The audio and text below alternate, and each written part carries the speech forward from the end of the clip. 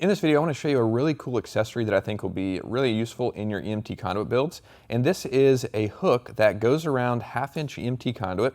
I already have one installed here, as you can see, but essentially this just goes over 1/2-inch EMT. You can rotate it in any direction that you want it to be in, and then use the self-drilling screws to just go through the pre-drilled holes into the side of the EMT conduit, and you can do a screw on each side, which gives it a lot of security and holds it in place there. And you can add this hook to your build really easily and use it for all kinds of stuff. And this comes from a company known as Neversink Tools, which they're based out of Tennessee. They make all kinds of farming accessories and tools, and this is made for low tunnels, so you can add some frost protection to plants in your garden.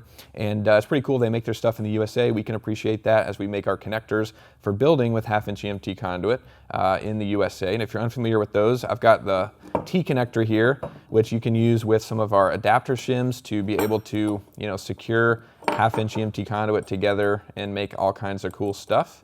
As you can see, just kind of clamps around. And so you could build something with 1/2-inch EMT, and then you could add these to your builds. I think there's a ton of uses. Of course, they're using it for low tunnels, very specific application, but I think you could use this for tie down points in your kayak carts, or if you need to anchor an outdoor build, you could put this up high, run a cable down to the ground. All kinds of cool stuff you could do with this. And something that we've talked about on the channel before, which is using eye hooks to hinge 3/4-inch EMT conduit, and it works out perfect for 3/4-inch EMT to fit inside of there. So you could build a part of your frame with 1/2-inch, add this hook on there, and then just slide your 3/4-inch EMT into it, and then use this hinge functionality, which is really cool. I'll link that video down below so you can explore that idea more.